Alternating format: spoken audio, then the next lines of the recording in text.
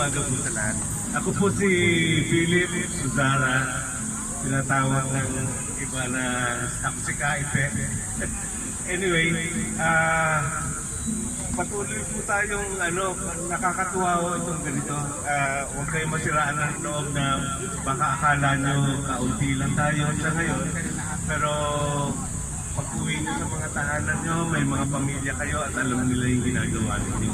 Ang mahalaga po ay huwag natin kakalimutan na kung ano yung pinahintulutan natin na mangyari ay siyang magaganap. Pagtutulan natin ang pandaraya, ubuwagin natin yun. Ngayon, lahat po, tulad ng kasamaan, kung ano man yung pinahintulutan mo, siya yung mangyayari. Kasi buhay na buhay yung demonyo. Hindi ho katang-isip lamang yun. At parang yung mga tukso-tukso, panghina ng loob at kailangan po tayo, patuloy po tayo na lumaban para sa katotohanan. Tapos yung pakikipaglaban para sa katarungan, nandyan po. Huwag natin kakalimutan na ang solusyon ng bayan natin ay hindi lamang nasa isipan natin, kundi kailangan tayo humiling din ng tulong ng Panginoon. Hindi po pwedeng tao lang. Hindi po pwede. Kasama po ang Panginoon sa ating solusyon. Kasi kung nung ilang taon na po ako sa pakikibaka, nung nakakulong kami, ang usapan namin, saan ba tayo nagkulang? Na magagaling kami, matatalino kami. Mga almost genius level ang mga kasama. Ngayon, ang parang may kulang po sa ginagawa natin. Lahat ng parating may papalpak somewhere. Maaring tumawag tayo ng tulong ng Panginoon. Yun ang malaking bagay. Dahil po dyan, si Mama Mary at ang Diyos, si Kristo, napalaya po kami. Tataka ka, may death sentence kami, pero pinakawalan kami. Hindi nila mapaliwanag. Umamin naman kami sa mga ginawa namin, pero hindi doon sa bintang. Yun ang palaisipan. Salamat po at patuloy po tayo sa pakikibaka. Salamat. Kay General Rio, kay Kaipe, ito idol ko na. Kaya lang hindi na ako nagbibigote ngayon. Anyway, nakakatuwa na tayo ay patuloy na nagsasama-sama rito. Dahil tayo ay naniniwala na magkakaroon ng kalutasan ng ating mga hinaing. Bakit tayo nananalangin? And we all believe in the power of prayer. Hindi lahat ay nakukuha natin sa armadong pagkibaka. Maaari naman tayong makibaka ng ginagamit natin ang ating salita at panulat, ang ating mga pagtula, ang ating panalangin. Pero kailangan din po mga kababayan, doon po sa mga nakakatinig nito, ay mahalaga po ang pisikal at personal na partisipasyon. Kami po ay naniniwagan doon sa ating mga kasama.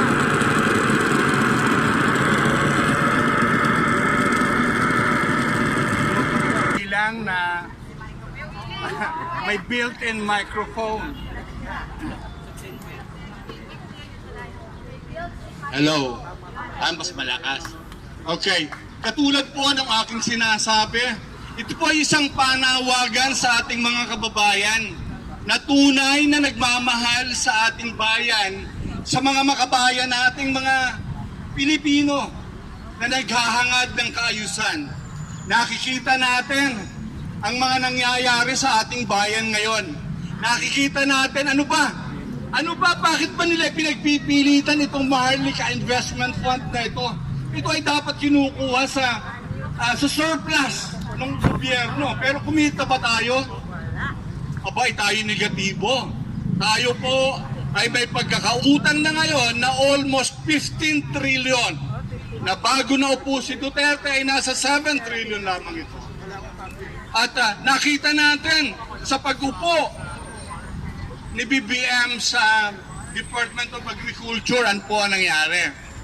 Umabot ng halos 1,000 ang kilo ng sibuyas. At ang mga nangyayari sa industriya ng asukal, gaano karaming metric tons ang ini-import na 400. okay, 400 metric tons daw ang ini-import sa ibang bansa.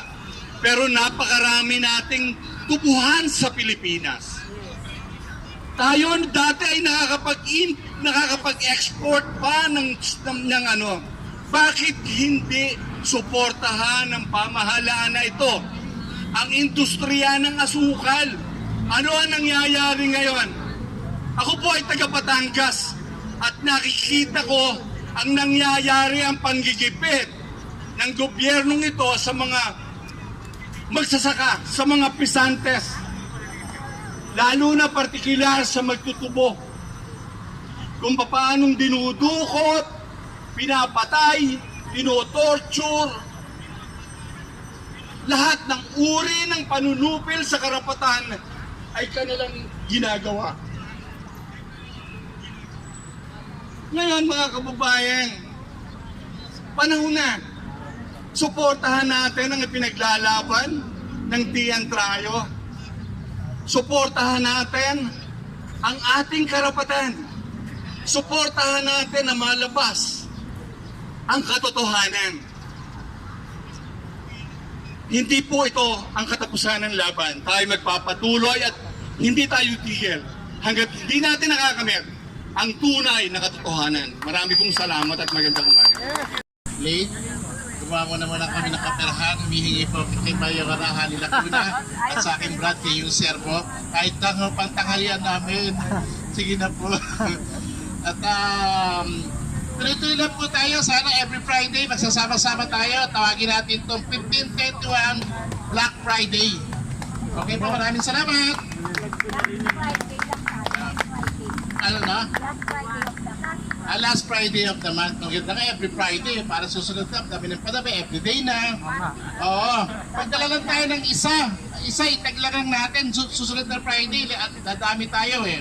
Matamaga ka. At saka pretty soon, meron kami mahalagang meeting with General Liceo and Father Robert. May nag-iimbita sa atin ulit. Ito na, pakasakali na. Alam na this. Thank you, Father. At ako po si Carl mula sa August 21 Movement. Patuloy po ang aming pakikisa sa ating pagdalo dito sa mga pagkilos sa harap ng COMELEC para patuloy pa ring patambulin yung ating sama-samang hiling at panawagan at panalangin na lumabas yung katotohanan tungkol doon sa pandaraya, malinaw na pandaraya na ginawa ng COMELEC noong nakaraang halalan. Kasabay po nito, medyo papaalala lang po natin, ngayon po, May 26, ngayon din po ang kaarawan ni Kian de los Santos. Siya po ang pinakasikat na biktima, pinakakilalang biktima ng drug war ni Rodrigo Duterte. At sa paggunita po natin sa kanyang kaarawan ay patuloy nating bitbit yung panawagan ng katarungan para sa lahat ng mga pinatay sa ilalim ng administrasyong Duterte, no? Kukunin ko na rin po yung pagkakataon na ito para po sana humingi rin po ng tulong. Sa unang pang-ilang buwan na tayo, Father? Pang-anim? 5? Pangatlo ito. Hindi, from New Year. Hindi, from January. Mga 6. Sa loob po ng 6 na buwan ng 2023, 6 pong mga progresibo ang tinukot at nawawala pa rin po hanggang ngayon. Yung pinakahuli po, ako po personally, kilala ko yung isa sa kanila, isang dating student leader sa UP Manila. 2 po silang dinakip sa Cagayan nitong nakaraang linggo at hanggang ngayon po ay hinahanap. Nung nakaraang buwan po, 2 progresibo rin po sa norte, sa Cordillera, ang dinukot at hanggang ngayon ay hinahanap pa rin po ng kanilang mga pamilya at mga kaibigan. Sana po ay makaisa nila tayo sa patuloy na panalangin at paghahanap doon sa mga nawawalang mga kasama natin sa democratic movement at sana ay lumitaw sila ng ligtas at buhay sa pinakamadaling panahon. Ay lamang po, tuloy-tuloy po ang ating panalangin at pagpunta sa lansangan para ipaglaban ang katotohanan, katarungan at kapayapaan para sa ating bayan. Maraming salamat po.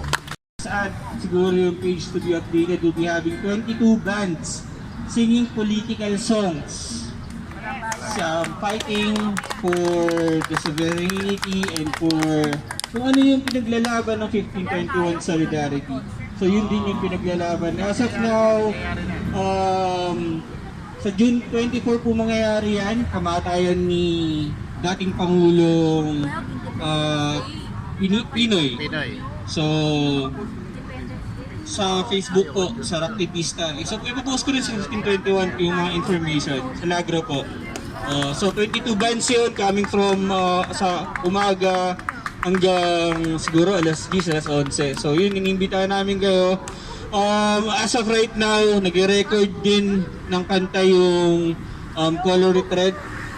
Inalay nila yung yung paglisan para sa mga namatay ng martial law. So gagawa ng another video para ginagawa nila to ng libre para lang mamulat yung mga tao na hindi natin nakakalimutan yung kasaysayan, hindi natin nakakalimutan yung kadupangan at kasamaan na ginawa nila. So maraming gumagawa ng kanta. Actually, nakausap namin si Dong Abay. Oo. Susubukan natin yan. So, salamat sa inyong lahat. Salamat po. Now known as Angat PPO. Angat PPO. Yes, actually, nag-PPO ako ngayon on my own initiative. And No one invited you? Sa paglaban ang tunay na eleksyon. Hindi yung dinaan sa Hello Garci or sa kawalang yayaan.